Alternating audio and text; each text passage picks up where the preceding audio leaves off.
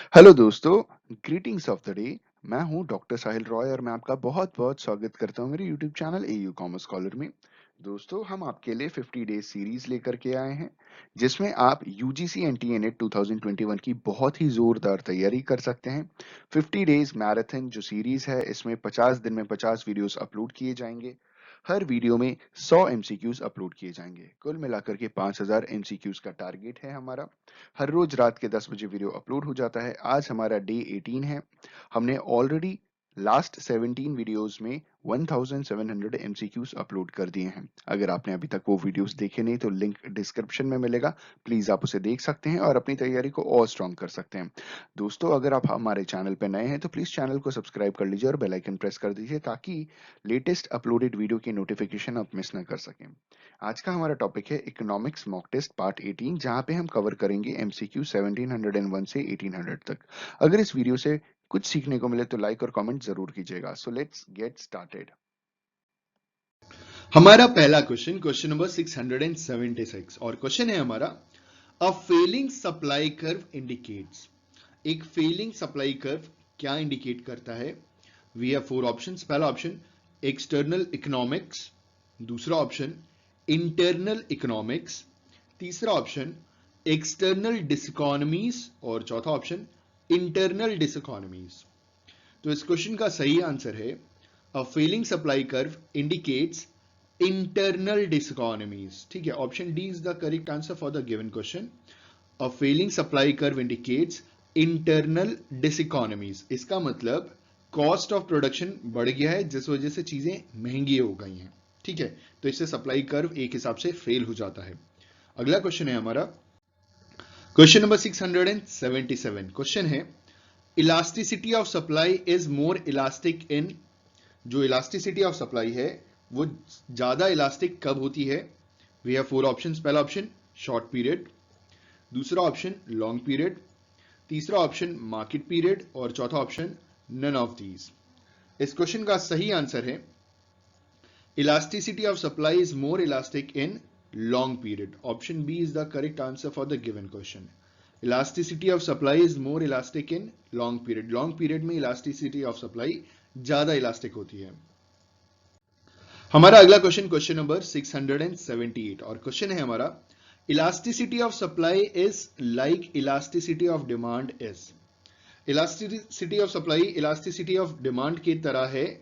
We have four options, मतलब क्या चीज सिमिलैरिटी एक हिसाब से।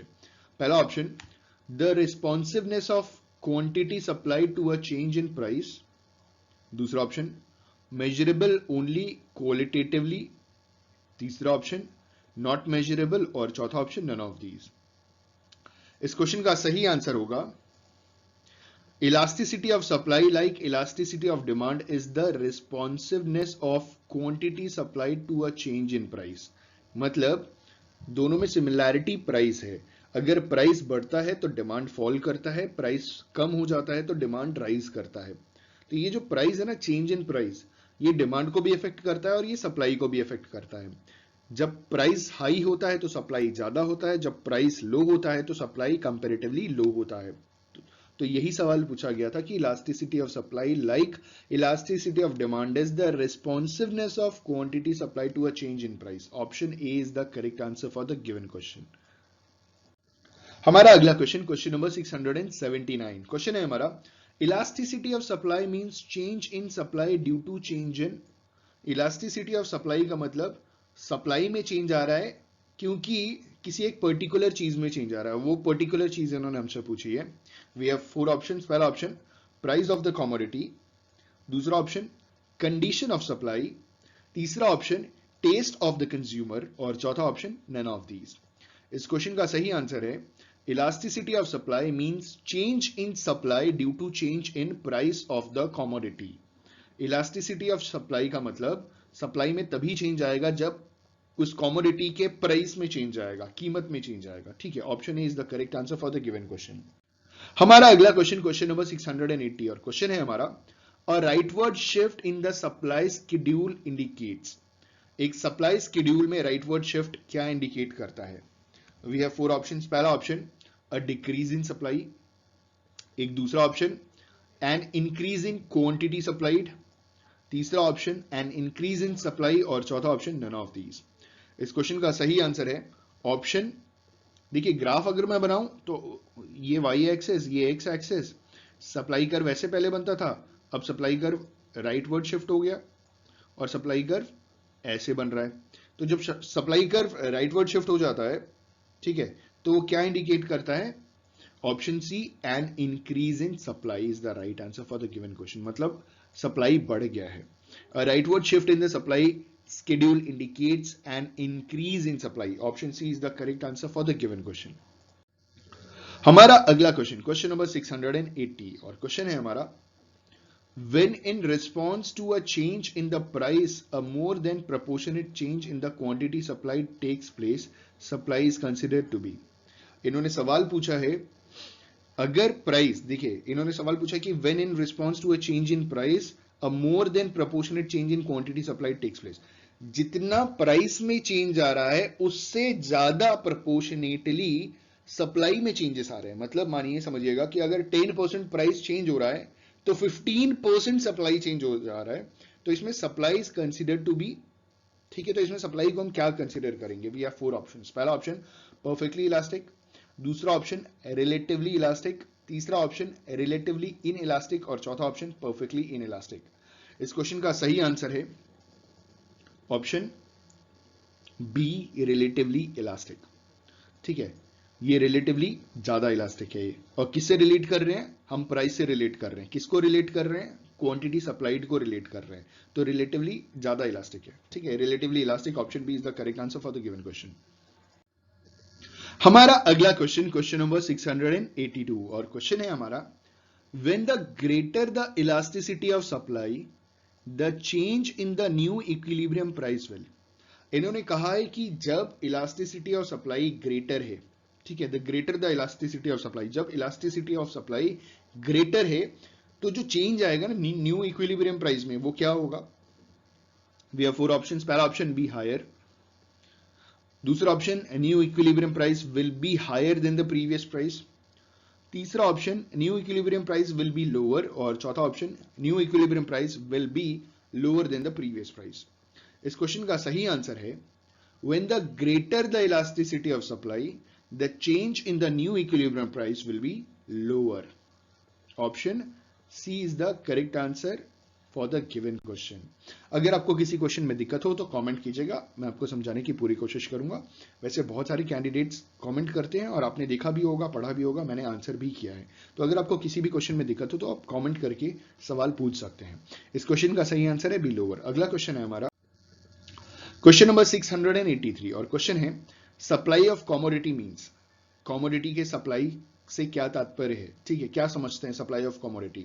We have 4 options. पहला option stock available for consumption, दूसरा option stock available with all the producers of all the capital goods, तीसरा option stock available with a single producer, और चौथा ऑप्शन नन ऑफ दीज। इस question का सही answer है supply of commodity means stock available for consumption। supply of commodity means option A, stock available for consumption is the right answer for the given question। हमारा अगला question, question number 684, और question है हमारा, an entrepreneur who manages his firms has to forego his salary। एक entrepreneur जो अपना firm manage कर रहा है और अपनी सैलरी फोरगो कर ले रहा है, मतलब सैक्रिफाइस कर दे रहा है एक हिसाब से, which he could have earned if he had worked elsewhere। जो वो कमा लेता अगर वो कहीं और काम करता तो। The foregone cost is known as, जो फोरगोन कॉस्ट है ना, जो उसकी सैलरी जो बेचारा एक हिसाब से सैक्रिफाइस कर दे रहा है, इसको हम क्या कहेंगे? This is called foregone cost. और इस फोरगोन कॉस्ट का जो दूसरा नाम है वो क्या है? We have 4 options. पहला ऑप्शन इम्प्लिसिट कॉस्ट, दूसरा ऑप्शन एक्सप्लिसिट कॉस्ट, तीसरा ऑप्शन हिडन कॉस्ट, और चौथा ऑप्शन एक्चुअल कॉस्ट। इस क्वेश्चन का सही आंसर है ऑप्शन ए, इम्प्लिसिट कॉस्ट, ठीक है। तो option A is the correct answer for the given question. जो वो मैनेजर, जो एंटरप्रेन्योर है, जो अपने फर्म को मैनेज कर रहा है, वो अपनी सैलरी फोरगो कर दे रहा है। अगर वो वही काम कहीं और करता तो ये जो फोरगो कर रहा है, जो सैक्रिफाइस कर रहा है एक हिसाब से, इसे हम इम्प्लिसिट कॉस्ट कहते हैं। Option A is the correct answer for the given question. हमारा अगला क्वेश्चन, क्वेश्चन नंबर 685, और क्वेश्चन है हमारा, dash are the value of foregone opportunities that do not involve in any physical cash payment. ठीक है, वो कौन सी वैल्यू होती है जो मतलब फोरगोन अपॉर्चुनिटीज में हम खो देते हैं जिसका कोई फिजिकल कैश पेमेंट हमें नहीं मिलता। ठीक है, वी हैव फोर ऑप्शंस। पहला ऑप्शन इम्प्लिसिट कॉस्ट, दूसरा ऑप्शन एक्सप्लिसिट कॉस्ट, तीसरा ऑप्शन हिडन कॉस्ट और चौथा ऑप्शन एक्चुअल कॉस्ट। तो इस क्वेश्चन का सही आंसर है option A, implicit cost. Implicit cost are the value of foregone opportunities that do not involve any physical cash payment. Option A is the correct answer for the given question. हमारा अगला question, question number 686, और question है हमारा Which of the following cost is not included in the books of accounts? इनमें से कौन सा cost books of accounts में इंक्लूड नहीं किया जाता? ठीक है, हम बुक्स ऑफ अकाउंट्स में से कौन सा कॉस्ट इंटर नहीं करते, मतलब कर भी नहीं सकते हैं क्योंकि उसका कैलकुलेशन एग्जैक्ट नहीं मिलता हमको। We have four options. पहला ऑप्शन एक्सप्लिसिट कॉस्ट, दूसरा ऑप्शन मैन्युफैक्चरिंग कॉस्ट, तीसरा ऑप्शन टैक्सेस और चौथा ऑप्शन इम्प्लिसिट कॉस्ट। इस क्वेश्चन का सही आंसर है option D, implicit cost. Implicit cost की एंट्री हम बुक्स ऑफ अकाउंट्स में नहीं करते, लेकिन एक्सप्लिसिट कॉस्ट की एंट्री होती है क्योंकि बिजनेस के बाहर के लोगों को हम उन जो फैक्टर्स ऑफ प्रोडक्शन है उसमें जो पेमेंट हम करते हैं दैट इज एक्सप्लिसिट कॉस्ट। बाहर से हमने कुछ भी लिया, जो भी कॉस्ट ऑफ प्रोडक्शन में जो भी खर्चा हुआ, बाहर का पैसा जिसे हमें बाहर के लोगों को पे करना है, दैट इज एक्सप्लिसिट कॉस्ट। दूसरा क्या है मैन्युफैक्चरिंग कॉस्ट। मैन्युफैक्चरिंग कॉस्ट भी हमें बतानी पड़ती है, टैक्सेस भी बताना पड़ता है, लेकिन इम्प्लिसिट कॉस्ट हम कभी भी बुक्स ऑफ अकाउंट्स में शो नहीं करते। Option D is the correct answer for the given question. हमारा अगला क्वेश्चन, क्वेश्चन नंबर 687, क्वेश्चन है हमारा dash can be defined as a cost that involves actual payment to other parties. इनमें से किसको हम एक्चुअल कॉस्ट कहेंगे जो हम एक्चुअली दूसरी पार्टीज को पे करते हैं? मतलब dash can be defined as a cost, इनमें से कौन सा एक कॉस्ट है, मतलब लागत है। हम अगर इकोनॉमिक्स की बात करें तो कॉस्ट का मतलब होता है लागत। ठीक है, लागत का मतलब किसी भी एक प्रोडक्ट के पर यूनिट को बनाने की जो कीमत होती है, कॉस्ट होता है। ठीक है, तो dash can be defined as a cost that involves actual payment to other parties. ठीक है, वी हैव फोर ऑप्शंस। पहला ऑप्शन इम्प्लिसिट कॉस्ट, दूसरा ऑप्शन एक्सप्लिसिट कॉस्ट, तीसरा ऑप्शन हिडन कॉस्ट और चौथा ऑप्शन अपॉर्चुनिटी कॉस्ट। इस क्वेश्चन का सही आंसर है option B, explicit cost. Explicit cost can be defined as a cost that involves actual payment to the other parties. Option B is the correct answer for the given question. Explicit cost, देखिए implicit cost में हम खुद को क्या payment करेंगे, अपने business के लिए काम कर रहे हैं। ठीक है, हम अपने बिजनेस में अपने फर्म में हम एज अ मैनेजर काम कर रहे हैं, तो खुद को हम कोई एक हिसाब से पैसा नहीं देते, हम फोरगो कर देते हैं वो सैलरी वैलरी जो भी, अगर वही चीज हम दूसरे के यहाँ कर रहे होते थे। लेकिन एक्सप्लिसिट कॉस्ट में क्या है कि हमारे अंडर अगर कोई काम कर रहे हैं तो हमें उसको तो पैसे देने पड़ेंगे ना। तो payment to other parties, explicit cost, option B, जिसकी एंट्रीज हम बुक्स ऑफ अकाउंट्स में करके दिखाते हैं। हमारा अगला क्वेश्चन, क्वेश्चन नंबर 688, और क्वेश्चन है हमारा dash includes all payments paid to the factors of production and opportunity cost. इनमें से क्या इंक्लूड करता है, मतलब क्या इंक्लूड करता है सारे के सारे जो भी हम फैक्टर्स ऑफ प्रोडक्शन को पेमेंट करते हैं और साथ ही साथ अपॉर्चुनिटी कॉस्ट को हम पेमेंट करते हैं। We have four options. पहला ऑप्शन इम्प्लिसिट कॉस्ट, दूसरा ऑप्शन एक्सप्लिसिट कॉस्ट, तीसरा ऑप्शन इकोनॉमिक कॉस्ट और चौथा ऑप्शन अकाउंटिंग कॉस्ट। इस क्वेश्चन का सही आंसर है option C, economic cost. Economic cost includes all payments paid to factors of production and opportunity cost. ठीक है, अगला क्वेश्चन है हमारा क्वेश्चन नंबर 689, और क्वेश्चन है हमारा dash cost are important in short term decision making of the firm to determine the output at which the profits can be maximise. ठीक है, कौन सा कॉस्ट बहुत इंपॉर्टेंट है किसी भी फर्म के शॉर्ट टर्म डिसीजन मेकिंग के लिए? ठीक है, ताकि डिटरमाइन किया जा सके to determine the output at which the profit can be maximise, ताकि वो आउटपुट हम प्रोड्यूस कर पाए या बेच पाए जिसमें हमारा प्रॉफिट सबसे ज्यादा होगा। We have four options. पहला ऑप्शन है फिक्स्ड कॉस्ट, दूसरा ऑप्शन है संक कॉस्ट, तीसरा ऑप्शन है अपॉर्चुनिटी कॉस्ट और चौथा ऑप्शन है मार्जिनल कॉस्ट। इस क्वेश्चन का सही आंसर है ऑप्शन डी, मार्जिनल कॉस्ट। तो marginal cost are important in short term decision making of the firm to determine the output at which profits can be maximise. सही बात है, marginal cost वो cost होती है जिसके बेसिस के ऊपर हम अपने प्रॉफिट को, मतलब हम अपना आउटपुट डिसाइड कर सकते हैं कि इतने आउटपुट में हमारा मार्जिनल कॉस्ट हमें रिकवर हो जाएगा, उसके बाद हम किस प्राइस पे बेचें या कितना और यूनिट्स हम सेल करें ताकि हम अपना प्रॉफिट को मैक्सिमाइज कर सकते हैं। Option D is the correct answer for the given question. हमारा अगला क्वेश्चन, क्वेश्चन नंबर 690, और क्वेश्चन है हमारा, dash cost is the total additional cost that a firm has to incur as a result of implementing a major managerial decision. एक फर्म को वो कौन सा कॉस्ट इनकर करना बहुत जरूरी है in the total additional cost जिससे एक मेजर मैनेजरियल डिसीजन को इंप्लीमेंट किया जा सके।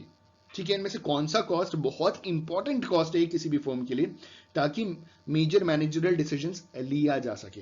ठीक है, और ये जो कॉस्ट है ना, ये टोटल एडिशनल कॉस्ट के अंदर आता है। We have 4 options. पहला ऑप्शन है संक कॉस्ट, दूसरा ऑप्शन है इंक्रीमेंटल कॉस्ट, तीसरा जो ऑप्शन है हमारा वो है अपॉर्चुनिटी कॉस्ट, और चौथा है मार्जिनल कॉस्ट।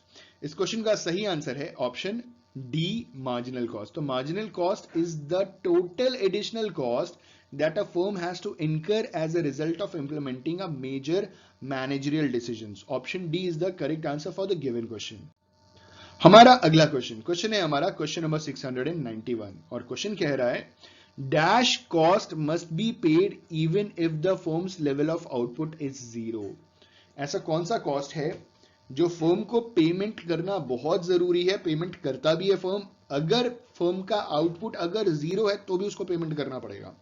ठीक है, वी हैव 4 ऑप्शंस। पहला option it's a variable cost, दूसरा ऑप्शन इट्स डायरेक्ट कॉस्ट, तीसरा option it's an incremental cost, और चौथा option it's a fixed cost. इस क्वेश्चन का सही आंसर है ऑप्शन डी, फिक्स्ड कॉस्ट। तो fixed cost must be paid even if the firms level of output is zero. Option D is the correct answer for the given question. हमारा अगला question, question number 692, question है हमारा cost functions cost functions are derived functions, they are derived from. जो cost function है वो एक derived function है, लेकिन ये डिराइव कहां से किया गया है? We have 4 options. पहला ऑप्शन डिमांड फंक्शंस, दूसरा ऑप्शन सप्लाई फंक्शंस, तीसरा ऑप्शन आइसोक्वांट फंक्शंस, और चौथा ऑप्शन प्रोडक्शन फंक्शन। इस क्वेश्चन का सही आंसर है cost functions are derived functions, they are derived from option D, production function. जो कॉस्ट फंक्शन है वो डिराइव किया गया है प्रोडक्शन फंक्शन से। Option D is the correct answer for the given question. हमारा अगला क्वेश्चन, क्वेश्चन नंबर 693, और क्वेश्चन है हमारा a cost function determines the behaviour of cost with change in. जो कॉस्ट फंक्शन डिटरमाइन करता है ना, कॉस्ट का जो बिहेवियर चेंज हो रहा है विद चेंज इन व्हाट। ठीक है, वी हैव 4 ऑप्शंस। पहला ऑप्शन आउटपुट, दूसरा ऑप्शन इनपुट, तीसरा ऑप्शन टेक्नोलॉजी, और चौथा ऑप्शन वेज। इस क्वेश्चन का सही आंसर है option A, output. A cost function determines the behaviour of cost with the change in output. ठीक है, मतलब जो आउटपुट है ना, अगर आप एक यूनिट अगर आप प्रोड्यूस कर रहे हो तो आपका आउटपुट 1 यूनिट हो गया, तो आपकी कॉस्ट क्या है? तो ये तो कॉस्ट फंक्शन बताता है कि फिक्स कॉस्ट कितना है, वेरिएबल कॉस्ट कितना है 1 यूनिट प्रोडक्शन में। अगर आप वही चीज अपना आउटपुट बढ़ा करके आप 10 यूनिट्स कर दो तो ये चीजें चेंज हो जाएगी, 100 यूनिट्स कर लीजिए तो चीजें चेंज हो जाएगी, 1000, 10,000, 1 लाख यूनिट्स कर लीजिएगा तो आपका कॉस्ट फंक्शन डिटरमाइन करेगा cost with change in output. Option A is the correct answer for the given question. ठीक है, हमारा अगला क्वेश्चन, क्वेश्चन नंबर 694, क्वेश्चन है हमारा the cost function indicates the functional relationship between total cost and. जो cost function है वो indicate करता है फंक्शनल रिलेशनशिप टोटल कॉस्ट के बीच में और किसके बीच में? ठीक है, वी हैव 4 ऑप्शंस। पहला ऑप्शन टोटल इनपुट, दूसरा ऑप्शन फिक्स्ड कॉस्ट, तीसरा ऑप्शन टोटल आउटपुट, और चौथा ऑप्शन वेरिएबल कॉस्ट। इस क्वेश्चन का सही आंसर है option C, total output. The cost function indicates the functional relationship between total cost and total output. Option C is the correct answer for the given question. हमारा अगला question है question number 695, question है हमारा if the firm's output level is below the short run capacity of the firm। ठीक है, अगर firm का जो आउटपुट लेवल है ना वो उसके शॉर्ट रन कैपेसिटी से बिलो है, बिलो मतलब कम है। शॉर्ट रन में अगर कोई फर्म काम कर रहा है तो शॉर्ट रन कैपेसिटी से भी अगर नीचे अगर कोई फर्म काम कर रहा है ना, तो आगे कह रहे हैं it is dash it's plants and machinery. तो अपने प्लांट एंड मशीनरी को किस हिसाब से यूटिलाइज कर रहा है? We have 4 options. पहला ऑप्शन अंडर यूटिलाइजिंग, दूसरा ऑप्शन फुल्ली यूटिलाइजिंग, तीसरा ऑप्शन ओवर यूटिलाइजिंग और चौथा ऑप्शन एक्सप्लॉइटिंग। तो देखिए अगर शॉर्ट रन से भी नीचे काम कर रहा है, below the level of short run, इसका मतलब फुल्ली ओवर या एक्सप्लॉइटिंग तो हो ही नहीं सकता। इस क्वेश्चन का सही आंसर है ऑप्शन ए, अंडर यूटिलाइजिंग। आप कम इस्तेमाल कर रहे हो क्योंकि आपका जो प्रोडक्शन का लेवल हो गया ना, वो क्या है, वो शॉर्ट रन कैपेसिटी जो है ना फर्म की, उससे भी नीचे हो गई। तो option A is the correct answer for the given question. हमारा अगला क्वेश्चन, क्वेश्चन नंबर 696, क्वेश्चन है हमारा, expansion of scale of operation forms a part of dashed cost function। ठीक है, इन्होंने बोला है कि जो ऑपरेशन फॉर्म का है ना, मतलब अगर हम स्केल ऑफ ऑपरेशन को अगर एक्सपैंड कर दें तो it is a part of dash function. इनमें से किसका किस कॉस्ट फंक्शन का वो पार्ट होता है, expansion of scale of operation. ठीक, वी हैव फोर ऑप्शंस। पहला option long run cost function, दूसरा option short run cost function, तीसरा ऑप्शन है फिक्स्ड कॉस्ट फंक्शन और चौथा है बोथ बी एंड सी। इस क्वेश्चन का सही आंसर है option A, that is long run. अब समझिएगा कि expansion of scale of operation forms a part of a long run cost function. Long run cost function का एक पार्ट है expansion of scale of operations. Option A is the correct answer for the given question. हमारा अगला question, question number 697 और question है हमारा, Dash studies the internal relationship between the firm's revenue, cost and operating profit at various levels of production। इनमें से क्या study करता है? ठीक है, इनमें से कौन सा एनालिसिस या कौन सा फंक्शन है, कौन सा schedule studies the inter relationship between the firm's revenue.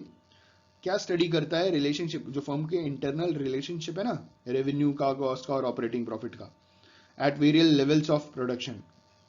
ठीक है, आई जस्ट होप कि आपको क्वेश्चन समझ में आ गया होगा। We have four options. पहला ऑप्शन कॉस्ट फंक्शन, दूसरा ऑप्शन प्रोडक्शन फंक्शन, तीसरा ऑप्शन ब्रेक इवन एनालिसिस और चौथा ऑप्शन डिमांड सप्लाई स्केड्यूल।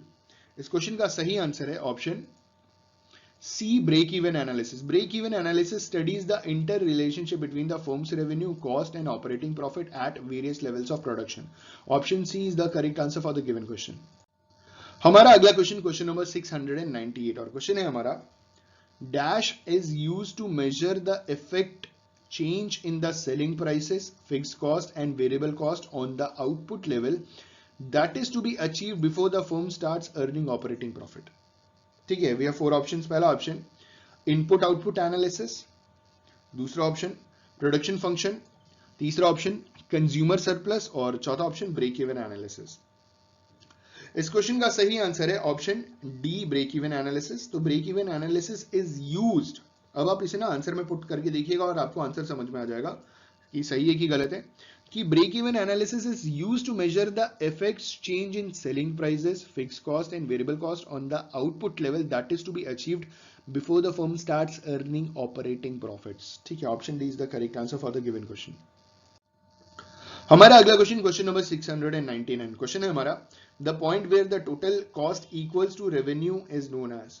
उस पॉइंट को क्या कहते हैं जहां पे जो टोटल कॉस्ट है ना वो रेवेन्यू के बराबर हो जाता है, तो उसे क्या बोलते हैं, उस पॉइंट को क्या बोलते हैं? ठीक है, वी हैव फोर ऑप्शंस। पहला ऑप्शन एक्सपेंशन पॉइंट, दूसरा ऑप्शन ब्रेक इवन पॉइंट, तीसरा ऑप्शन शटडाउन पॉइंट और चौथा ऑप्शन फोकल पॉइंट। इस क्वेश्चन का सही आंसर है option B, break even point. तो break even point is the point where the total cost equals to the revenue, total revenue. ठीक है, option B is the correct answer. हमारा आखिरी question, question number 700 और question है हमारा, at break even point the firm's, break even point पे firms का क्या होता है? We have four options. पहला ऑप्शन प्रॉफिट्स आर मैक्सिमम। क्या ब्रेक इवन पॉइंट पे जो फर्म का प्रॉफिट है वो मैक्सिमम होता है? दूसरा ऑप्शन प्रॉफिट्स आर मिनिमम, तीसरा ऑप्शन लॉसेस आर मैक्सिमम और चौथा ऑप्शन रेवेन्यू इक्वल्स कॉस्ट। इस क्वेश्चन का सही आंसर है at break even points the firm's revenue equals cost. Option D is the correct answer for the given question. ठीक है, question number 701 और question है हमारा, in a graphical representation of break even analysis. Break even analysis की graphical representation में at any level of production the vertical difference between the curves of total revenue and total cost indicates. सवाल पूछा जा रहा है कि जो graphical representation होता है ब्रेक इवन एनालिसिस का, उसके किसी भी लेवल पे, जो लेवल ऑफ प्रोडक्शन होता है ना, at any level of production, जो वर्टिकल डिस्टेंस होता है टोटल रेवेन्यू में और टोटल कॉस्ट के बीच में, वो क्या इंडिकेट करता है? We have 4 options. पहला ऑप्शन है ब्रेक इवन क्वांटिटी, दूसरा ऑप्शन ब्रेक इवन रेवेन्यू, तीसरा ऑप्शन टोटल प्रॉफिट और चौथा ऑप्शन टोटल वेरिएबल कॉस्ट। इस क्वेश्चन का सही आंसर है option C, total profit. Total profit cover करता है, ठीक है। हमारा अगला क्वेश्चन, क्वेश्चन नंबर 702, और क्वेश्चन है हमारा which of the following is an example of variable cost in the short run. इनमें से कौन सा एक एग्जांपल है शॉर्ट रन में वेरिएबल कॉस्ट का, ठीक है। We have 4 options. पहला ऑप्शन है हमारा कॉस्ट ऑफ इक्विपमेंट्स, दूसरा ऑप्शन है interest payment on past borrowings, तीसरा ऑप्शन है payment of rent on building और चौथा ऑप्शन है कॉस्ट ऑफ रॉ मटेरियल्स। इस क्वेश्चन का सही आंसर है option D, cost of raw materials. Cost of raw material is an example of variable cost in the short run. Option D is the correct answer for the given question. हमारा अगला question, question number 703, और question है हमारा in short run if the firm can not covers it's total variable cost. अगर short run में कोई firm अपना total variable cost cover नहीं कर पाता है तो उसे क्या करना चाहिए। We have 4 options. पहला option it continues its operations, दूसरा option it shut down its operations temporarily, तीसरा option it shut down its operations forever और चौथा option it makes more investment to make the operations viable. इस question का सही answer है अगर कोई फर्म शॉर्ट रन में अपना टोटल वेरिएबल कॉस्ट कवर नहीं कर पा रहा है तो it shut down its operations temporarily. कुछ समय के लिए उसे अपने ऑपरेशंस को शट डाउन करने की जरूरत है, ना कि परमानेंटली। थोड़े समय के लिए बंद करके वापस वो शुरू कर सकते हैं। Option B is the correct answer for the given question. ये तब तक रहेगा जब तक वो कवर नहीं कर पा रहे। द मोमेंट वो कवर करना शुरू कर दे वैसे अपने ऑपरेशंस शुरू कर दे, ठीक है। Option B is the correct answer for the given question. हमारा अगला क्वेश्चन, क्वेश्चन नंबर 704, क्वेश्चन है हमारा in the long run if the firm is unable to cover the average total cost then।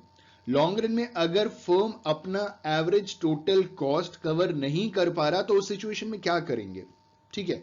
We have 4 options. पहला option है decrease the selling price, दूसरा option increase the labour to increase production, मतलब labour बढ़ा करके हम production बढ़ा देंगे, तीसरा कह रहे हैं decrease the labour to decrease production और चौथा कह रहे हैं move out of the business. इस क्वेश्चन का सही आंसर है कि अगर कोई फर्म लॉन्ग रन में अगर वो अपना एवरेज टोटल कॉस्ट कवर नहीं कर पा रहा है तो भैया उसको अपना बिजनेस खत्म कर देना चाहिए, moves out of the business. Option D is the correct answer for the given question. उसे अपने बिजनेस से बाहर निकल जाना चाहिए। हमारा अगला क्वेश्चन, क्वेश्चन नंबर 705, और क्वेश्चन है हमारा the average fix cost curve of a firm.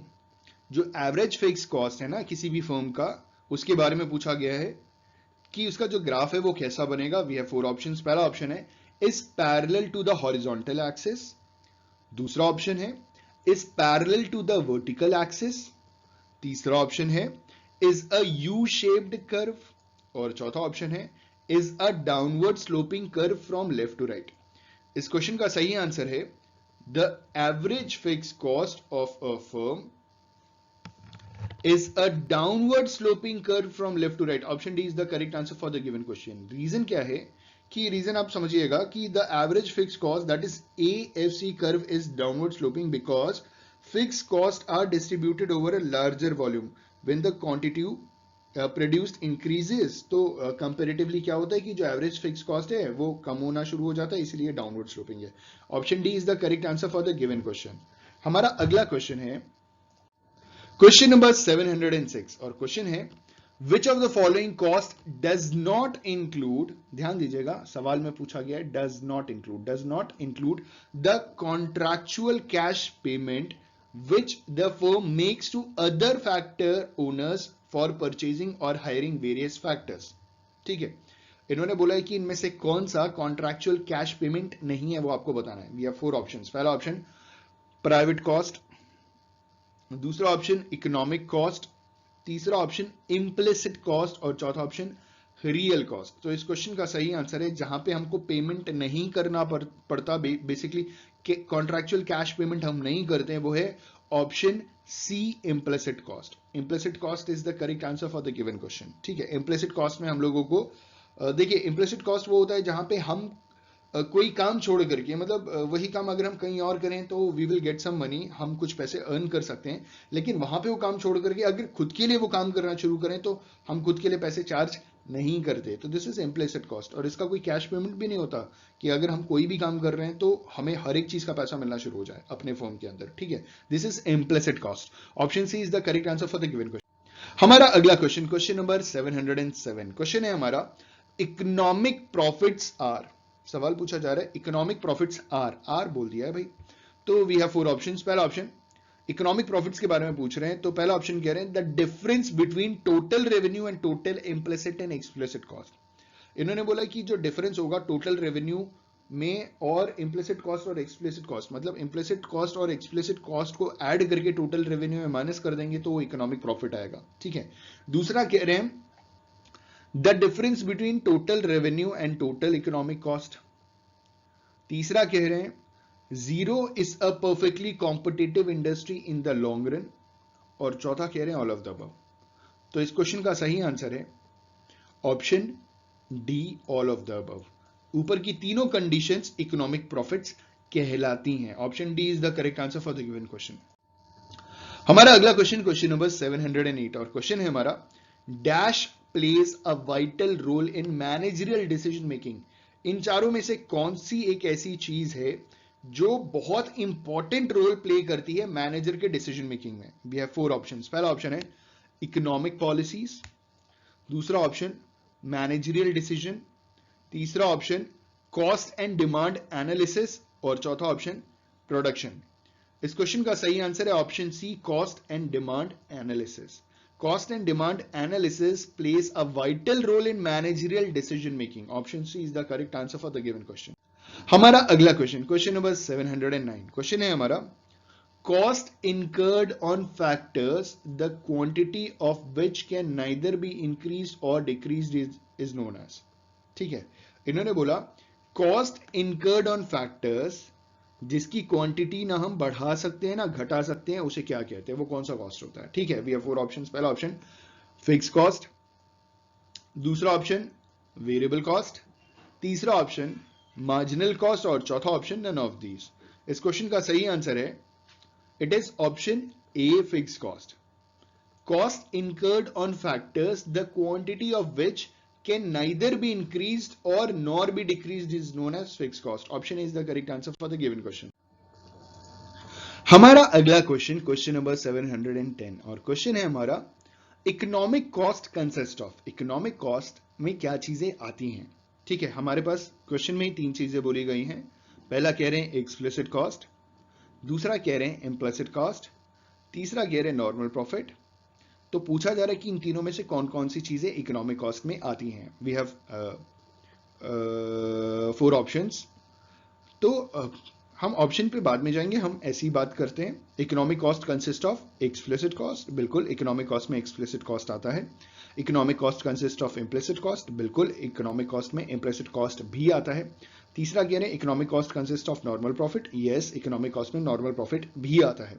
इसका मतलब ये तीनों सही है। और कौन सा ऑप्शन सही है, option D is the correct answer, जहां पे बोला जा रहा है 1 2 3 इम्प्लिसिट कॉस्ट, एक्सप्लिसिट कॉस्ट और normal profit. Option D is the correct answer for the given question.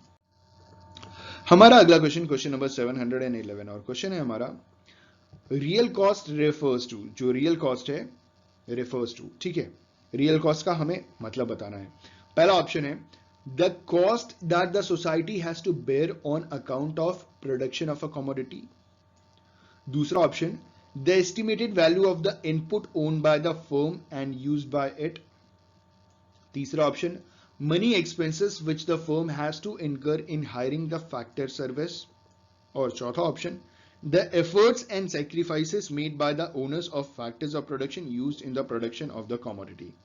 इस क्वेश्चन का सही आंसर है real cost refers to the efforts, option D, efforts and sacrifice made by the owners of the factors of production used in the production of the commodity. Option D is the correct answer for the given question.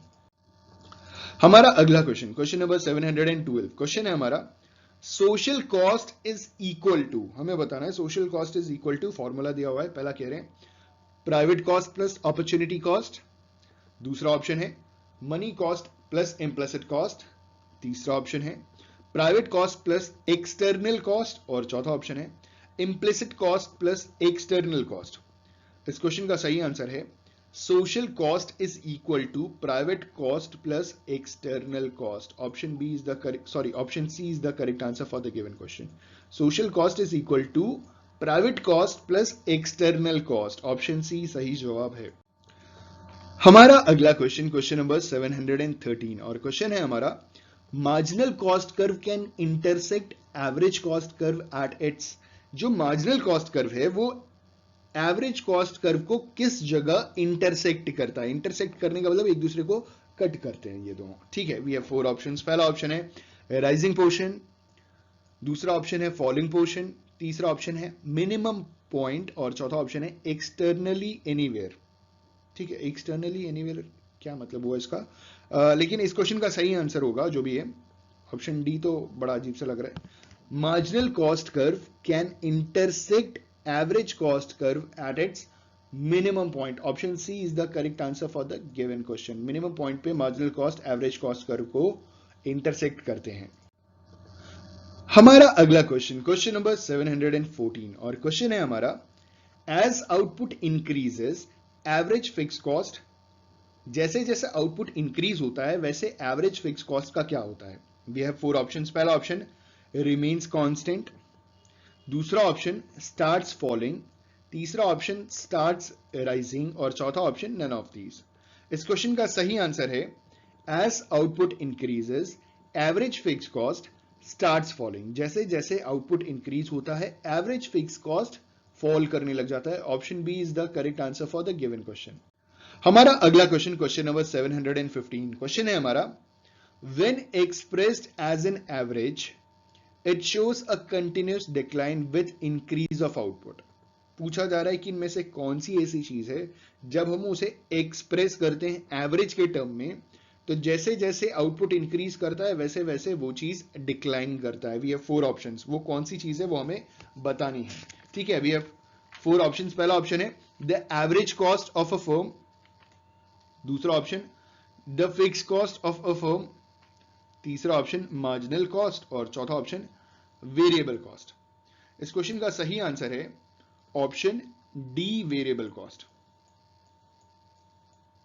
Variable cost वो cost होता है जैसे जैसे हम output increase करते जाते हैं वैसे वैसे ये कंटिन्यूसली एवरेज की अगर बात करें ना, एवरेज वेरिएबल कॉस्ट ये धीरे धीरे धीरे धीरे फॉल करने लग जाता है। एग्जांपल समझिएगा कि मान लीजिए कि हम घर में समोसे बनाते हैं, ठीक है। घर में अगर एक समोसा बनाए तो आपको कितना महंगा पड़ेगा? मान लीजिए 100 रुपीज, क्योंकि आपको बहुत सारे रॉ मटेरियल इकट्ठा करके बहुत कुछ खर्च करना पड़ेगा। एक समोसा अगर आप घर में बनाते हैं तो 100 रुपीज, लेकिन 2 समोसा अगर आप घर में बनाए तो 110 रुपीज, तो पर यूनिट कॉस्ट कितनी हो गई? 55। ऐसे ही अगर आप 10 समोसा बना लें तो जैसे जैसे हम आउटपुट बढ़ाते चले जाते हैं वैसे ही एवरेज वेरिएबल कॉस्ट हमारा पर यूनिट में फॉल करना शुरू हो जाता है, मतलब कम हो जाता है। Option D is the correct answer for the given question. हमारा अगला क्वेश्चन, क्वेश्चन नंबर 716, और क्वेश्चन है हमारा the opportunity cost of a factor of production is.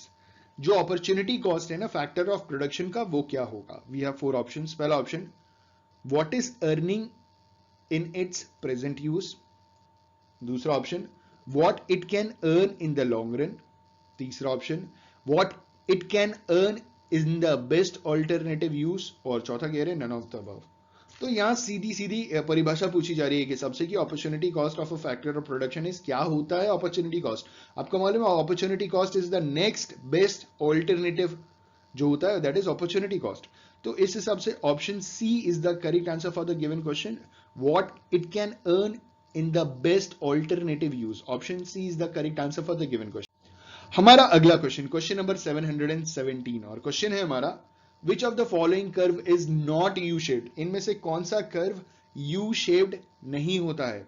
we have 4 options. पहला option average variable cost curve, दूसरा option average fix cost curve, तीसरा option average cost curve, और चौथा ऑप्शन मार्जिनल कॉस्ट कर्व। इस question का सही answer है option B average fix cost curve. Which of the following curve is not U shaped? It is average fix cost curve. एक ऐसा curve होता है जो यू शेप्ड नहीं होता है। ऑप्शन बी एकदम करेक्ट आंसर। हमारा अगला क्वेश्चन, क्वेश्चन नंबर 718, और क्वेश्चन है हमारा fixed cost is also known as, fixed cost is also known as, fixed cost को और क्या कहते हैं? We have 4 options. पहला ऑप्शन है सोशल कॉस्ट, दूसरा ऑप्शन रियल कॉस्ट, तीसरा ऑप्शन अकाउंटिंग कॉस्ट और चौथा ऑप्शन ओवरहेड कॉस्ट। इस क्वेश्चन का सही आंसर है कि fixed cost is also known as option D overhead cost. जो फिक्स्ड कॉस्ट है उसे हम ओवरहेड कॉस्ट भी कहते हैं। Option D is the correct answer for the given question. हमारा अगला क्वेश्चन, क्वेश्चन नंबर 719 और क्वेश्चन है marginal cost can be defined as. नीचे फॉर्मूले दिए हुए हैं, तो marginal cost that is MC is equal to, आपको फॉर्मूला बताना है कि इनमें से कौन सा फॉर्मूला एकदम सही है। तो पहला है TC N minus TC N minus one, दूसरा ऑप्शन टीसी का फुल फॉर्म होता है टोटल कॉस्ट और एन का मतलब होता है नंबर ऑफ यूनिट्स, ठीक है। दूसरा कह रहे हैं TC N minus one minus TC N, तीसरा कह रहे हैं total cost divided by quantity और चौथा कह रहे हैं नन ऑफ दीज। इस क्वेश्चन का सही आंसर होगा option A, marginal cost can be defined as total cost n minus total cost n minus 1. Option A is the correct answer for the given question. हमारा अगला question, question number 720, question है हमारा when marginal cost is falling average cost curve का क्या होता है? फिर जब मार्जिनल कॉस्ट कर्व फॉल करता है तो एवरेज कॉस्ट कर्व का क्या होता है? We have 4 options. पहला ऑप्शन है हमारा lies above marginal cost curve, दूसरा option lies below marginal cost curve, तीसरा option marginal cost is equal to average cost और चौथा कह रहे हैं नन ऑफ दीज। इस क्वेश्चन का सही आंसर है option A, lies above the marginal cost curve. When marginal cost is falling average cost curve lies above the marginal cost curve. Option A is the correct answer for the given question. हमारा अगला question, question number 721, question है हमारा when average cost is at its minimum then, जब average cost अपने minimum point पे होता है तो क्या होता है? We have 4 options. पहला option average cost is greater than marginal cost, दूसरा option average cost is less greater than या लेस देन मार्जिनल कॉस्ट, तीसरा average cost is equal to marginal cost और चौथा कह रहा है ऑल ऑफ द अबव। इस क्वेश्चन का सही आंसर है when average cost is at its minimum then average cost is equal to marginal cost. Option C is the correct answer for the given question.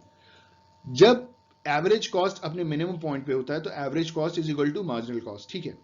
देखिए हमने 1000 questions already accounting पे complete कर लिए हैं और बहुत जल्दी 1000 क्वेश्चंस इकोनॉमिक सब्जेक्ट पे भी कंप्लीट हो जाएगा। अगर आपको इन दोनों की पीडीएफ चाहिए तो प्लीज आप इंस्टाग्राम में हमारे एयू कॉमर्स स्कॉलर के पेज को लाइक करें और मुझे आप डीएम करें, डायरेक्ट मैसेज करें। हम आपको बताएंगे कि आप इसका पीडीएफ कैसे पा सकते हैं आंसर्स के साथ, आपकी अच्छी तैयारी हो जाएगी, ठीक है। अगला क्वेश्चन है हमारा क्वेश्चन नंबर 722, क्वेश्चन है हमारा the minimum point of average cost curve is tangent to.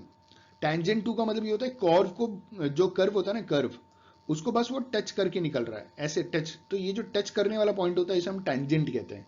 जो मिनिमम पॉइंट होता है ना एवरेज कॉस्ट कर्व का, वो किसका टेंजेंट होता है, किसको टच करके निकलता है? We have 4 options. पहला ऑप्शन है मार्जिनल रेवेन्यू, दूसरा ऑप्शन मार्जिनल कॉस्ट, तीसरा ऑप्शन एवरेज रेवेन्यू और चौथा है टोटल कॉस्ट। इस क्वेश्चन का सही आंसर है ऑप्शन बी, मार्जिनल कॉस्ट। जो मिनिमम पॉइंट होता है एवरेज कॉस्ट कर्व का is tangent to marginal cost. Option B is the correct answer for the given question. हमारा अगला क्वेश्चन, क्वेश्चन नंबर 723, क्वेश्चन है हमारा व्हेन एवरेज कॉस्ट फॉल, जब average cost fall करता है marginal cost is less than, तब marginal cost इनमें से किससे कम होता है? We have 4 options. पहला ऑप्शन प्राइम कॉस्ट, दूसरा ऑप्शन टोटल कॉस्ट, तीसरा ऑप्शन फिक्स कॉस्ट और चौथा ऑप्शन एवरेज कॉस्ट। इस क्वेश्चन का सही आंसर है when average cost falls marginal cost is less than average cost. Option D is the correct answer for the given question. When average cost falls marginal cost is less than average cost. हमारा अगला question, question number 724, question है हमारा opportunity cost refers to. Opportunity cost क्या refer किया जाता है? We have 4 options, ठीक है। इनमें से किसको हम अपॉर्चुनिटी कॉस्ट रेफर करते हैं? पहला option money expenses incurred on factor, दूसरा option the imputed value of the inputs owned by the firms, तीसरा option the next best alternative और चौथा ऑप्शन नन ऑफ दीज। इस क्वेश्चन का सही आंसर है option C, the next best alternative. What is opportunity cost? The opportunity cost refers to the next best alternative. ठीक है, option C is the correct answer for the given question. हमारा आखिरी question, question number 725, जो इस video का आखिरी question है. और इस वीडियो के खत्म होने के बाद आप हमें जरूर बताइएगा कि ये वीडियो आपके लिए बेनिफिशियल था कि नहीं. ठीक है, आपके कमेंट का हमें इंतजार रहेगा. क्वेश्चन है हमारा आखिरी. The efforts and sacrifices made by the owners of a factors of production used in the production of a commodity is known as. ठीक है, सवाल पूछा जा रहा है कि जो एफर्ट और सेक्रीफाइस जो ओनर है फैक्टर ऑफ प्रोडक्शन का, ठीक है, वो अपने किसी भी कॉमोडिटी को प्रोड्यूस करने में लगा देता है, तो उसे क्या कहते हैं? We have 4 options. पहला अपॉर्चुनिटी कॉस्ट, दूसरा इम्प्लिसिट कॉस्ट, तीसरा एक्सप्लिसिट कॉस्ट और चौथा है रियल कॉस्ट. इस क्वेश्चन का सही आंसर है ऑप्शन डी, रियल कॉस्ट. जो एफर्ट और सेक्रीफाइस जो ओनर लगाते हैं फैक्टर्स और प्रोडक्शन को यूज करके अपने किसी कॉमोडिटी के प्रोडक्शन में, उसे कहते हैं real cost. Option D is the correct answer for the given question. Question number 726. Question है हमारा, which of the following is correct regarding the shape of total fix cost curve. सवाल पूछा जा रहा है कि टोटल फिक्स कॉस्ट कर्व का shape कैसा होता है इन चारों ऑप्शंस में से. पहला ऑप्शन है रेक्टेंगुलर हाइपरबोला, दूसरा ऑप्शन यू शेप्ड, तीसरा ऑप्शन इन्वर्टेड यू शेप्ड और चौथा option straight line parallel to horizontal axis.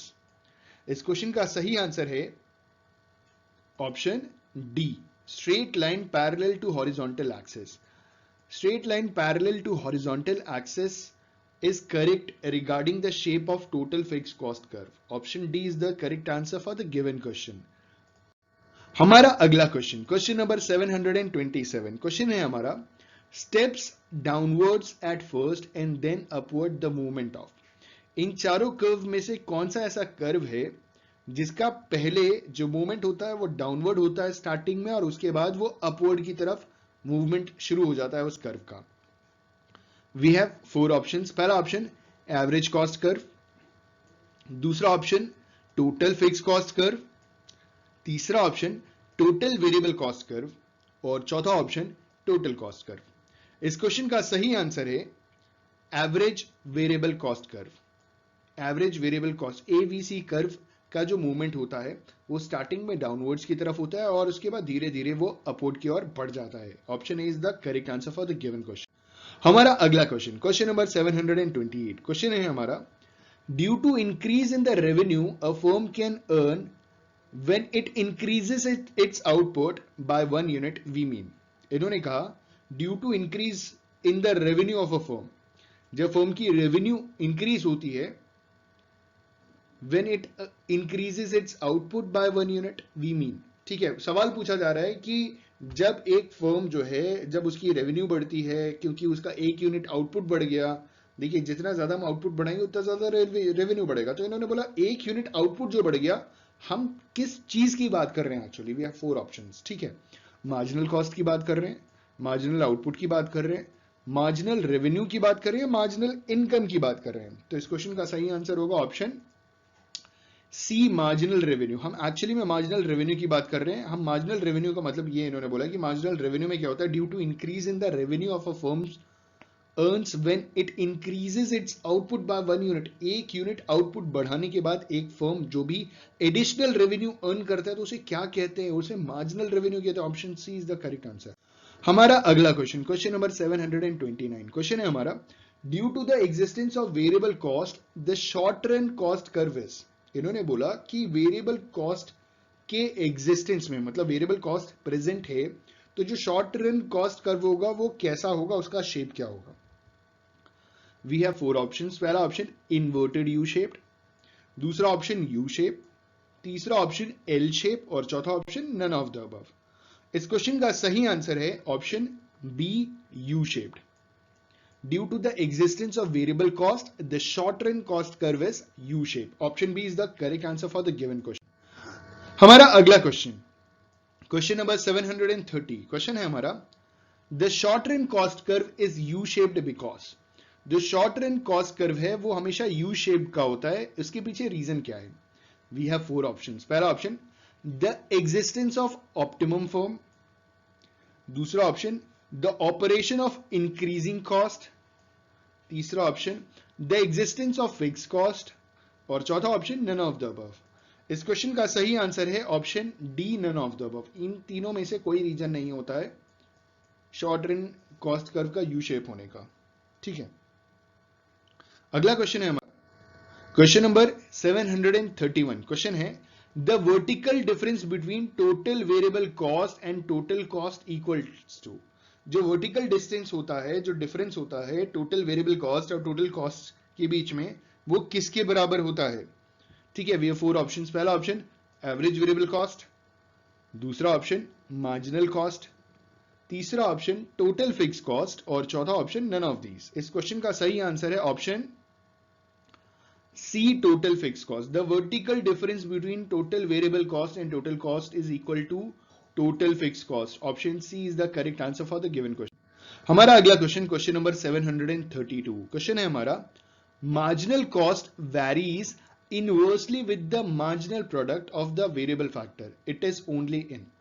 इन्होंने पूछा है कि किस टाइप के बिजनेस में, जैसे यहां ऑप्शन में आप देख सकते हैं लॉन्ग रन, शॉर्ट रन बोला जा रहा है, शॉर्ट वाइल या वेरी शॉर्ट पीरियड, किस रन की बात की जा रही है, कितने पीरियड की बात की जा रही है, मतलब शॉर्ट रन या लॉन्ग रन की बात की जा रही है। पूछा जा रहा है कि जो मार्जिनल कॉस्ट वेरी करता है inversely with the marginal product of the variable factor. ठीक है, वी हैव फोर ऑप्शंस। पहला ऑप्शन द लॉन्ग रन, दूसरा द शॉर्ट रन, तीसरा फॉर अ शॉर्ट वाइल, चौथा द वेरी शॉर्ट पीरियड। इस question का सही आंसर है option B, in the short run. जो मार्जिनल कॉस्ट वेरी करता है inversely with the marginal product of the variable factor, वो शॉर्ट रन में वेरी करता है। Option B is the correct answer for the given question. हमारा अगला question, question number 733। Question है हमारा alternative cost are also known as. Alternative cost को हम और क्या कहते हैं? पहला ऑप्शन अपॉर्चुनिटी कॉस्ट, दूसरा ऑप्शन मनी कॉस्ट, तीसरा ऑप्शन स्पिल ओवर कॉस्ट, और चौथा ऑप्शन एक्सटर्नल कॉस्ट। इस क्वेश्चन का सही आंसर है option A, opportunity cost. Alternative cost are also known as opportunity cost. Option A is the correct answer for the given question. हमारा अगला question, question number 734। Question है हमारा which of the following is not correct in connection with increasing returns. इन चारों में से कौन सा सही जवाब नहीं है अगर हम इंक्रीजिंग रिटर्न्स की बात करें? आपको मालूम होगा ना, इंक्रीजिंग रिटर्न्स टू स्केल या इंक्रीजिंग रिटर्न्स टू फैक्टर। ठीक है, इन चारों में से कौन सी ऐसी चीज increasing returns to a scale या increasing returns to a factor लाने में हेल्पफुल नहीं है? पहला ऑप्शन टेक्नोलॉजिकल एडवांटेज, दूसरा ऑप्शन मार्केटिंग इकोनॉमीज, तीसरा ऑप्शन वेरिंग फैक्टर प्रोपोर्शंस, और चौथा ऑप्शन नन ऑफ दीज। इस क्वेश्चन का सही आंसर है option D, none of these, क्योंकि ऊपर की तीनों चीजें are directly connected with increasing returns। ठीक है, option D is the correct answer for the given question. हमारा अगला क्वेश्चन, क्वेश्चन नंबर 735। क्वेश्चन है हमारा which of the following tend the marginal cost curve to rise up. इन चारों में से कौन सी ऐसी चीज है जिसकी वजह से मार्जिनल कॉस्ट कर्व बढ़ जाता है, इंक्रीज कर जाता है? पहला option law of increasing returns to scale, दूसरा ऑप्शन एक्सटर्नल डिसइकोनॉमीज, तीसरा option law of variable proportion, और चौथा option law of diminishing returns to scale. इस क्वेश्चन का सही आंसर है option C, law of variable proportion. इन्होंने बोला कि इनमें से which of the following tend the marginal cost curve to rise up, it is law of variable proportion. Law of variable proportion की वजह से मार्जिनल कॉस्ट कर्व ऊपर की ओर बढ़ जाता है ग्राफ में। ठीक है, option C is the correct answer. हमारा अगला क्वेश्चन, क्वेश्चन नंबर 736। क्वेश्चन है हमारा marginal cost is less than the average cost when average cost falls with। इन्होंने बोला marginal cost less than the average cost, marginal cost average cost से कम होता है जब average cost fall करता है with an increase in output। पहला option, दूसरा option a decrease in output, तीसरा ऑप्शन constant output, और चौथा option none of the above। इस क्वेश्चन का सही आंसर है option A, an increase in output। Marginal cost is less than the average cost when average cost falls with an increase in output। Option A is the correct answer for the given question। हमारा अगला question, question number 737। Question है हमारा when the output of a firm is increasing its average fixed cost। जब firm का output increase होता है तो उसका एवरेज फिक्स कॉस्ट का क्या होता है? ठीक है, पहला option declines and then rises, दूसरा ऑप्शन डिक्लाइंस कंटिन्यूसली, तीसरा option declines in a constant nature और चौथा ऑप्शन राइज कंटिन्यूसली। इस क्वेश्चन का सही आंसर है option B, declines continuously. When the output of a firm is increasing, its average fixed cost declines continuously. Option B is the correct answer for the given question. हमारा अगला question, question number 738, question है हमारा break even point for a firm occurs where. Break even point एक firm का कहां पे आता है? चार ऑप्शन है। पहला ऑप्शन जब total revenue is greater than total cost, दूसरा option when total revenue is less than total cost, तीसरा option when total revenue is equal to total cost और चौथा option none of the above। तो इस question का सही answer है break even point for a firm occurs where total revenue is equal to total cost. जो total revenue है जब वो टोटल कॉस्ट के बराबर हो जाता है तो वो पॉइंट ब्रेक इवन पॉइंट होता है। हमारा अगला क्वेश्चन, क्वेश्चन नंबर 739, क्वेश्चन है हमारा shutdown point for a firm is a situation where its. इन्होंने पूछा है कि जो शटडाउन पॉइंट होता है एक फर्म का वो कौन सी सिचुएशन होती है। We have four options. पहला option average revenue is equal to average cost, दूसरा option average revenue is greater than average cost, तीसरा option average revenue is equal to average variable cost और चौथा option average revenue is greater than average variable cost. इस question का सही answer है option C, average revenue is equal to average variable cost. ये वो condition होती है जहां पे shutdown point for a firm, ये जहां पे average revenue average variable cost के बराबर पहुंच जाता है तो वो फर्म के लिए शटडाउन पॉइंट होता है। अब फर्म को बंद कर दीजिए। Option C is the correct answer for the given question. हमारा अगला क्वेश्चन, क्वेश्चन नंबर 740, क्वेश्चन है हमारा with the increase in average cost marginal cost rises at a. जब एवरेज कॉस्ट इंक्रीज करता है तो मार्जिनल कॉस्ट किस पेस पे राइज करता है? We have four options. पहला option at a slower rate, दूसरा option at a faster rate, तीसरा ऑप्शन सिमिलर रेट और चौथा ऑप्शन डज नॉट राइज। इस क्वेश्चन का सही आंसर है option B, faster rate. With the increase in average cost marginal cost rises at a faster rate. Option B is the correct answer for the given question. हमारा अगला question, question number 741 और question है हमारा to maximize profits which of the following condition must be maintained. Profit को maximise करने के लिए इनमें से कौन सी कंडीशन को मेंटेन करना पड़ेगा? We have four options. पहला option when marginal revenue is less than marginal cost, दूसरा option marginal revenue is equal to marginal cost, तीसरा option when marginal revenue is greater than marginal cost और चौथा option none of these. इस question का सही answer है option B, when marginal revenue is equal to marginal cost. इन्होंने बोला firm की प्रॉफिट को मैक्सिमाइज करने के लिए हमें क्या मेंटेन करने पड़ेगा? हमें मेंटेन करना पड़ेगा marginal revenue is equal to marginal cost. B. हमारा अगला क्वेश्चन, क्वेश्चन नंबर 742, क्वेश्चन है हमारा for maximising profit in short run the condition is. Short run में प्रॉफिट को मैक्सिमाइज करने के लिए कौन सी कंडीशन होती है? पहला option average revenue is equal to average cost, दूसरा option marginal revenue is equal to marginal cost, तीसरा option marginal revenue is equal to average revenue और चौथा ऑप्शन है marginal cost is equal to average cost. इस question का सही answer है for maximising profit in the short run the condition is marginal revenue is equal to marginal cost. जब marginal revenue marginal cost के बराबर हो जाता है तो वो कंडीशन है जहां पे शॉर्ट रन में प्रॉफिट को मैक्सिमाइज किया जा सकता है। हमारा अगला क्वेश्चन, क्वेश्चन नंबर 743, क्वेश्चन है हमारा when the output produced is maximum for the given level of input the firm achieve। इन्होंने बोला when the output produced is maximum for the given level of input the firm achieve।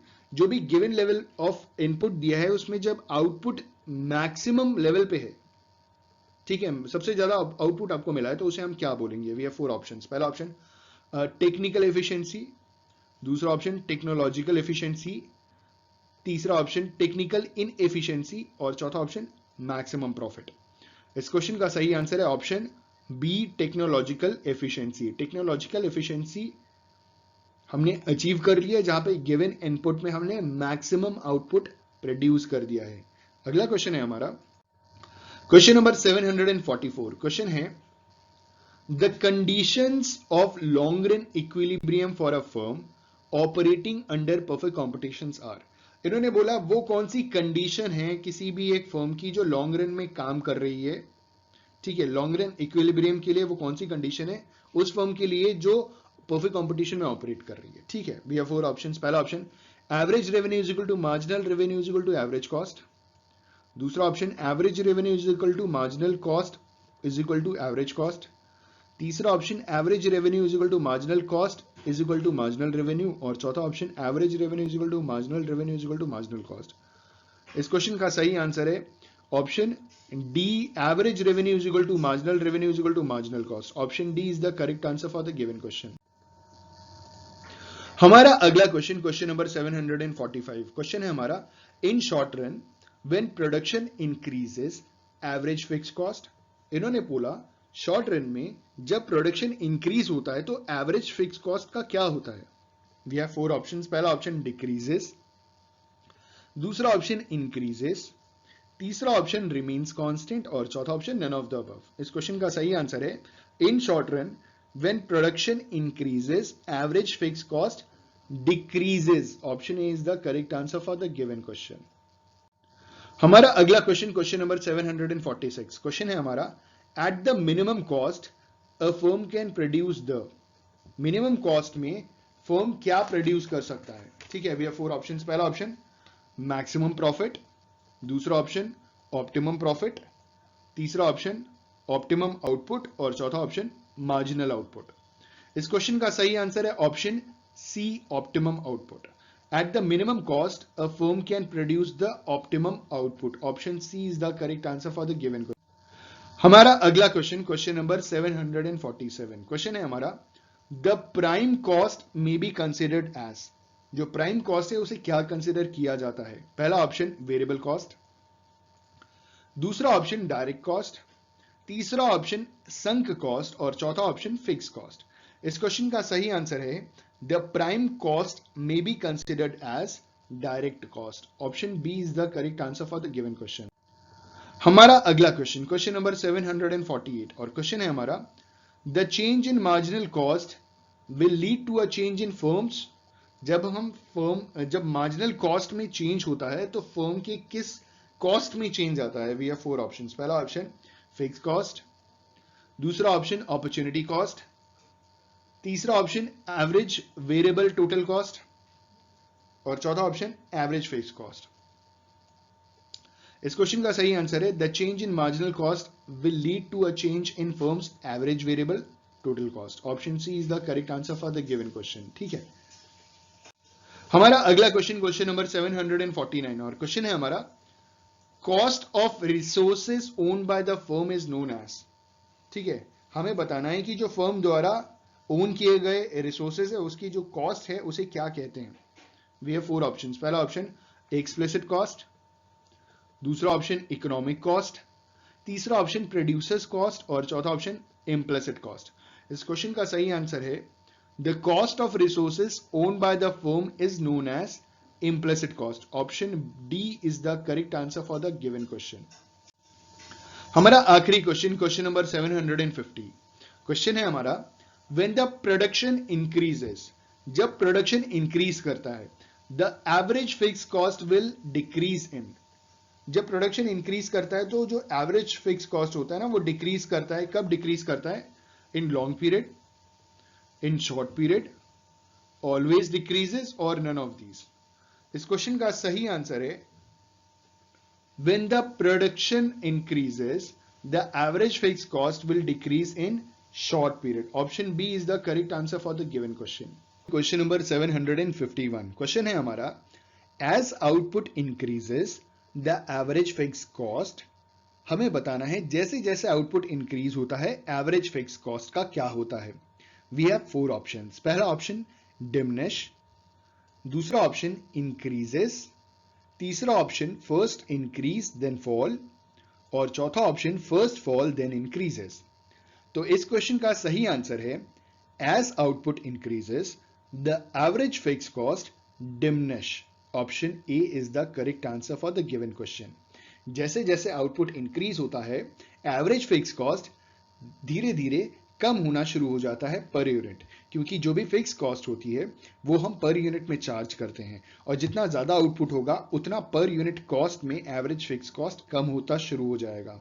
तो option A is the correct answer for the given question. As output increases the average fix cost diminish. हमारा दूसरा question, question number 752, question है हमारा the cost that is incurred at the beginning stage of production, especially cost of building, inventory, material is known as। सवाल पूछा गया है शुरुआती समय बिजनेस के स्टार्टिंग पॉइंट पे जो बिगनिंग स्टेजेस होता है वहां पे जो कॉस्ट इनकर्ड की जाती है, जैसे specially cost of building, inventory, materials, इसे क्या कहते हैं। We have 4 options. पहला ऑप्शन वेरिएबल कॉस्ट, दूसरा ऑप्शन डायरेक्ट कॉस्ट, तीसरा ऑप्शन एडिशनल फिक्स कॉस्ट और चौथा ऑप्शन फिक्स कॉस्ट। इस क्वेश्चन का सही आंसर होगा option D, fix cost. The cost that is incurred at the beginning stage of the production, specially the cost of building, inventory, materials is known as fix cost. Production के शुरू होने से पहले जो खर्चे होते हैं वो फिक्स कॉस्ट कहलाते हैं। जैसे इन्होंने कहा स्पेशली कॉस्ट ऑफ बिल्डिंग्स, क्योंकि इन्होंने बिल्डिंग डाल दिया तो बिल्डिंग से हम पकड़ सकते हैं कि it's a fix cost. Option D is the correct answer.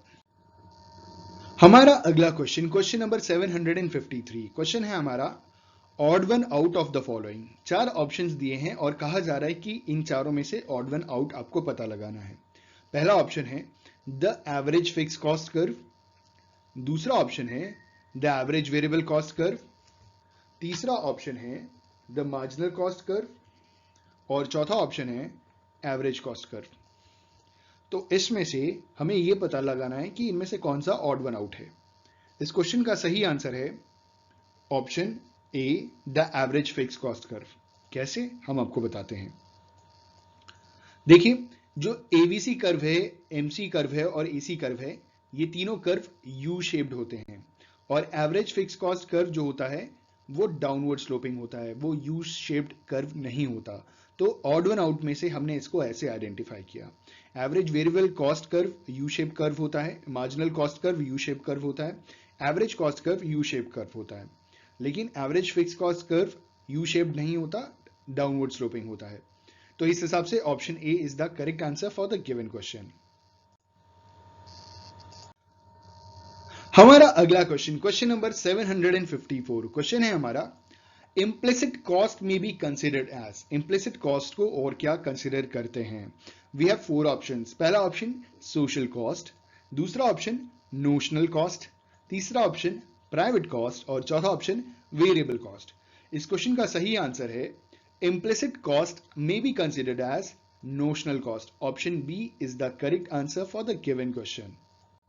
हमारा अगला क्वेश्चन, क्वेश्चन नंबर 755, क्वेश्चन है हमारा prime cost can be. Prime cost can be, we have 4 options. पहला ऑप्शन इनडायरेक्ट ऑपरेटिंग कॉस्ट, दूसरा ऑप्शन एक्विजिशन कॉस्ट ओनली, तीसरा option possession cost only और चौथा option possession plus acquisition cost. इस question का सही आंसर है prime cost can be acquisition cost only. Option B is the correct answer for the given question. हमारा अगला question, question number 756, question है हमारा the slope of the total variable cost और the total cost curve indicates the. इन्होंने कहा कि total variable cost और total cost curve का जो स्लोप है वो क्या इंडिकेट करता है। We have 4 options. पहला ऑप्शन मार्जिनल रेवेन्यू, दूसरा ऑप्शन एवरेज कॉस्ट, तीसरा ऑप्शन मार्जिनल कॉस्ट और चौथा ऑप्शन वेरिएबल कॉस्ट। इस क्वेश्चन का सही आंसर है द स्लोप ऑफ टीवीसी और total cost curve indicates, option C marginal cost. Marginal cost दर्शाता है। हमारा अगला क्वेश्चन, क्वेश्चन नंबर 757, क्वेश्चन है हमारा the average variable cost is the difference of. जो एवरेज वेरिएबल कॉस्ट है वो इनमें से किसका डिफरेंस है। We have 4 options. पहला option average variable cost and total cost, दूसरा option average fix cost and marginal cost, तीसरा option average total cost and average fix cost और चौथा option average fix cost and average variable cost. इस question का सही answer है option C, average total cost and average fix cost. Average variable cost is the difference of average total cost and average fix cost. Option C is the correct answer for the given question. हमारा अगला question, question number 758, question है हमारा marginal cost is. Marginal cost क्या है उसकी शायद definition एक हिसाब से मीनिंग पूछी गई है। We have 4 options. पहला option, the additional cost of producing an extra unit of output. दूसरा option, the additional unit of production. तीसरा option, the additional unit of output. और चौथा ऑप्शन, नन ऑफ दीज। इस question का सही answer है marginal cost is the additional cost of producing an extra unit of output. Option A is the correct answer for the given question. हमारा अगला question, question number 759। Question है हमारा, firms variable cost purely depends upon. Firm का जो variable cost है वो purely इनमें से किस चीज के ऊपर पूरी तरीके से डिपेंडेंट है? पहला ऑप्शन, फर्म्स इनपुट। दूसरा ऑप्शन, फर्म्स रॉ मटेरियल। तीसरा ऑप्शन, फर्म्स आउटपुट। और चौथा ऑप्शन, फर्म्स इन्वेस्टमेंट। तो इस क्वेश्चन का सही आंसर है firms variable cost purely depends upon firms output. Option C is the correct answer for the given question. देखिए, जो वेरिएबल कॉस्ट होती है वो आउटपुट के ऊपर डिपेंड करती है कि आपका आउटपुट का साइज क्या होगा, आप कितना प्रोडक्शन करना चाहते हैं। जितना ज्यादा आउटपुट होगा उतना ज्यादा आपका वेरिएबल कॉस्ट होगा। तो option C, firms output, is the correct answer for the given question.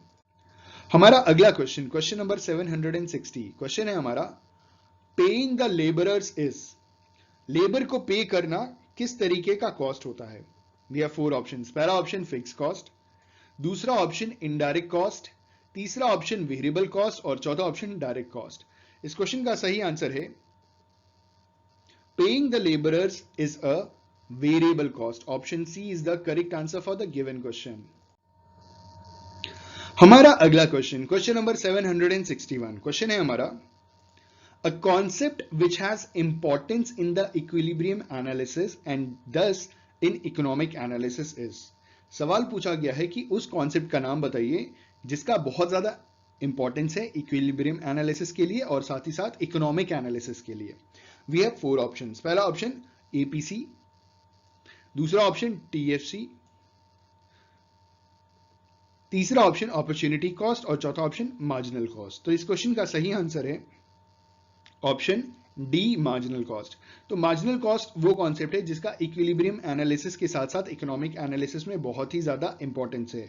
Option D, marginal cost, is the correct answer for the given question. हमारा अगला क्वेश्चन, क्वेश्चन नंबर 762। क्वेश्चन है हमारा, the average profit can B obtain while taking the distinction between. कहा जा रहा है कि अगर दो चीजों का डिफरेंस अगर हम निकालें, जो नीचे 4 ऑप्शंस दिए हुए हैं, इन दोनों का जब हम डिफरेंस निकालेंगे तो हमें मिलेगा एवरेज प्रॉफिट। आपको बताना है ये दो कौन सी चीजें हैं। पहला option, average cost minus average revenue. दूसरा, एवरेज रेवेन्यू और टोटल रेवेन्यू। तीसरा, एवरेज कॉस्ट और टोटल रेवेन्यू। और चौथा है टोटल कॉस्ट और टोटल रेवेन्यू। तो इस क्वेश्चन का सही आंसर है option A, average cost and average revenue. इन दोनों का जब हम डिस्टिंक्शन करेंगे तो हमें एवरेज प्रॉफिट मिलेगा। Option A is the correct answer for the given question. हमारा अगला क्वेश्चन, क्वेश्चन नंबर 763। क्वेश्चन है हमारा, which of the following cost is closely related to marginal cost. जो भी 4 ऑप्शन में कॉस्ट दिए गए हैं तो पूछा गया है कि इनमें से कौन सा कॉस्ट बहुत नजदीक है मार्जिनल कॉस्ट के। ठीक है, वी हैव 4 ऑप्शंस। पहला ऑप्शन, फिक्स कॉस्ट। दूसरा ऑप्शन, इम्प्लिसिट कॉस्ट। तीसरा ऑप्शन, प्राइम कॉस्ट। और चौथा ऑप्शन, वेरिएबल कॉस्ट। इस क्वेश्चन का सही आंसर है ऑप्शन डी, वेरिएबल कॉस्ट। तो variable cost is the cost which is closely related to marginal cost. Option D is the correct answer for the given question. हमारा अगला question, question number 764। Question है हमारा, explicit cash payments made by an entrepreneur to the suppliers of various factors of production is known as। ठीक है, जो explicit cash payment दिया गया है, बिजनेस के बाहर के लोगों को जो कैश पेमेंट दिया गया है एक बिजनेस के एंटरप्रेन्योर द्वारा to suppliers of various factors of production, उसे क्या कहेंगे? We have 4 options. पहला ऑप्शन, डायरेक्ट कॉस्ट। दूसरा ऑप्शन, इनडायरेक्ट कॉस्ट। तीसरा ऑप्शन, अकाउंटिंग कॉस्ट। और चौथा ऑप्शन, इकोनॉमिक कॉस्ट। इस क्वेश्चन का सही आंसर है ऑप्शन सी, अकाउंटिंग कॉस्ट। जो बाहर के लोगों को पेमेंट करता है एक एंटरप्रेन्योर, जो एक्सप्लिसिट कैश पेमेंट्स होते हैं वो अकाउंटिंग कॉस्ट होते हैं। ठीक है, इन्होंने जो सप्लायर को पेमेंट किया है for various factors of production वो कहलाता है अकाउंटिंग कॉस्ट। और option C is the correct answer for the given question. हमारा अगला क्वेश्चन, क्वेश्चन नंबर 765, क्वेश्चन है हमारा, which of the following is not correctly matched? इन चारों में से कौन सा करेक्टली मैच्ड नहीं है? पहला option, marginal cost curve you shaped curve होता है। दूसरा option, average fix cost curve जो होता है वो रेक्टेंगुलर हाइपरबोला होता है। तीसरा, टोटल कॉस्ट कर्व जो होता है वो जे शेप्ड होता है। और चौथा कह रहे हैं कि average variable cost you shaped curve होता है। इस क्वेश्चन का सही आंसर है ऑप्शन सी। इन्होंने कहा है कि टोटल कॉस्ट कर्व जो होता है वो जे शेप्ड का होता है, जो कि जे शेप्ड का नहीं होता total cost curve. Option C is the correct answer for the given question. हमारा अगला क्वेश्चन, क्वेश्चन नंबर 766, क्वेश्चन है हमारा, implicit cost are the same as. Implicit cost इन चारों ऑप्शंस में से किसके, मतलब एकदम किसके सेम है? ठीक है, एकदम किससे मिलता जुलता है? We have 4 options. पहला ऑप्शन, नॉर्मल प्रॉफिट। दूसरा option, normal profit and resources owned by the firm. तीसरा option, normal profit and the resources supplied by the firm. और चौथा option, normal profit and government externalities. इस question का सही answer है, implicit cost are the same as normal profit. Option A is the correct answer for the given question. हमारा अगला question, question number 767, question है हमारा, as output increases it diminishes the. सवाल पूछा जा रहा है कि जैसे जैसे आउटपुट इंक्रीज होता है तो क्या डिमिनिश हो जाता है इनमें से? पहला ऑप्शन, एवरेज वेरिएबल कॉस्ट। दूसरा ऑप्शन, एवरेज टोटल कॉस्ट। तीसरा ऑप्शन, एवरेज फिक्स कॉस्ट। और चौथा ऑप्शन, टोटल कॉस्ट। इस क्वेश्चन का सही आंसर है, as output increases it diminishes the average fixed cost. Option C is the correct answer for the given question. हमारा अगला question, question number 768, question है हमारा, marginal cost is always less than the price in. जो marginal cost है वो हमेशा price से कम होगा इनमें से किस में, कौन से मार्केट स्ट्रक्चर में? ठीक है, वी हैव 4 ऑप्शंस। पहला ऑप्शन है मोनोपोली एंड परफेक्ट कंपटीशन। दूसरा option, monopoly and imperfect competition. तीसरा ऑप्शन, मोनोपोली एंड ओलिगोपोली। और चौथा ऑप्शन, मोनोपोली ओनली। इस क्वेश्चन का सही आंसर है, marginal cost is always less than the price in option A, monopoly and perfect competition. Perfect competition और monopoly में marginal cost हमेशा प्राइस से कम होता है। हमारा अगला क्वेश्चन, क्वेश्चन नंबर 769, क्वेश्चन है हमारा, short run cost of a firm is. जो शॉर्ट रन कॉस्ट एक फर्म का होता है वो क्या होता है? पहला ऑप्शन, ऑन बिल्डिंग ओनली। दूसरा option, on raw materials only. तीसरा ऑप्शन, वेरिएबल कॉस्ट। और चौथा ऑप्शन, फिक्स कॉस्ट। इस क्वेश्चन का सही आंसर है, short run cost of a firm is a variable cost. Option C is the correct answer for the given question. हमारा अगला question, question number 770, question है हमारा, it is identical in shape to VC curve but higher it is. इन्होंने कहा कि इनमें से कौन सा कर्व वीसी कर्व के आइडेंटिकल है लेकिन वीसी कर्व से हाई लेवल पे जाता है, मतलब वीसी के लेवल से थोड़ा ऊपर जाता है, वेरिएबल कॉस्ट कर्व के ऊपर चला जाता है। We have 4 options. पहला ऑप्शन, मार्जिनल कॉस्ट कर्व। दूसरा option, marginal fix cost curve. तीसरा ऑप्शन, टोटल कॉस्ट। और चौथा ऑप्शन, टोटल एवरेज कॉस्ट। इस क्वेश्चन का सही आंसर है ऑप्शन ए, मार्जिनल कॉस्ट। तो जो मार्जिनल कॉस्ट का जो कर्व बनेगा वो टोटल वेरिएबल कॉस्ट कर्व के ऊपर चला जाएगा। ठीक है, मतलब उससे ज्यादा हाइट पकड़ लेगा, उससे ज्यादा हाइट में जाता है। हमारा अगला क्वेश्चन, क्वेश्चन नंबर 771, क्वेश्चन है हमारा, the general average cost curve is also known as. जो जनरल एवरेज कॉस्ट कर्व है उसका दूसरा नाम बताइए। पहला option, total unit cost curve. दूसरा option, average total unit cost curve. तीसरा option, average marginal unit cost curve. और चौथा option, total marginal unit cost curve. तो इस क्वेश्चन का सही आंसर है, the general average cost curve is also known as average total unit cost curve. Option B is the correct answer for the given question. हमारा अगला question, question number 772, question है हमारा, the sum of total fix cost and total variable cost is equal to.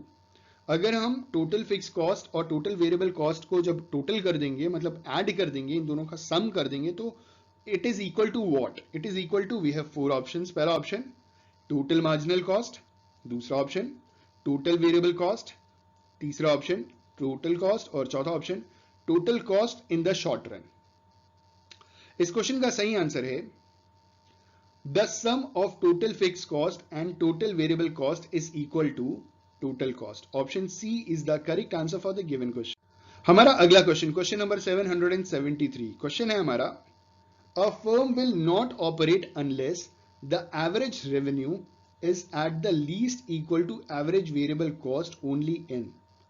ठीक है, इन्होंने पूछा है कि एक फर्म विल नॉट ऑपरेट, एक फर्म तब तक काम नहीं करेगा जब तक average revenue is at least equal to average variable cost. तो इनमें से कौन सी मार्केट कंडीशन में ये चीज इंप्लीमेंट होता है? We have 4 options. पहला ऑप्शन लॉन्ग रन, दूसरा ऑप्शन मार्केट पीरियड, तीसरा ऑप्शन शॉर्ट रन और चौथा ऑप्शन परफेक्ट कंपटीशन।